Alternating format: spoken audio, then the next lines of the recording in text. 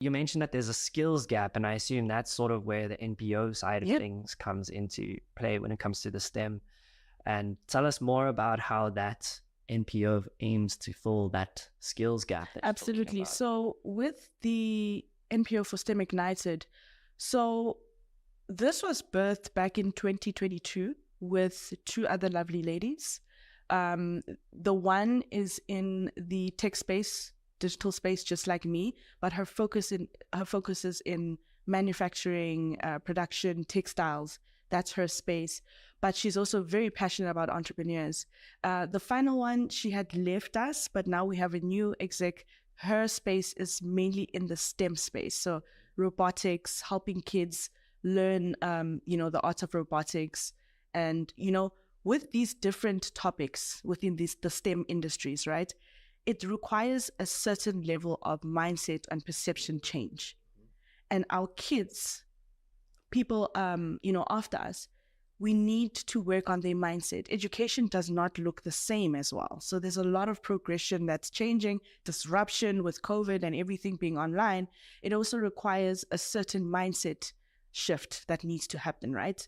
And when we birthed the NPO STEM Ignited, our main goal with it was to create a space for primary and high school kids to not be so overwhelmed with the STEM space. Because people think maths, science, my maths marks are not that great. Like, what do you mean? Like, no, this is so overwhelming. And also sort of changing the perception of STEM careers, but also showing how broad and vast and wide the actual industries are. So it's not just an engineer, a doctor, and a scientist.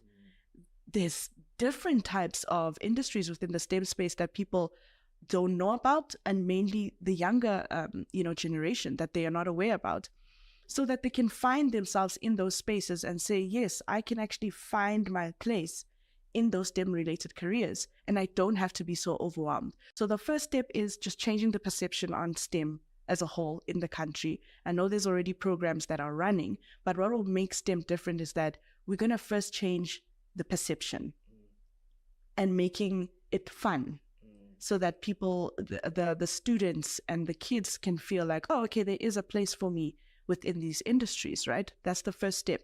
The other step is how we do this is through career days and pop-ups, but with different partners. So that's something that we're currently, of course, cooking up at the moment, trying to get different partners, collaborations that are, of course, aligned to what our vision is with STEM Ignited. So the end of it all is to basically change the perception of a young child, 8-year-old, to see, oh, okay, STEM is like this, and there is a space for me, and there's different opportunities, and then sort of hand-holding him throughout his journey all the way to varsity, ideally, so that then those partners that we work with, they can end up working for those companies as well.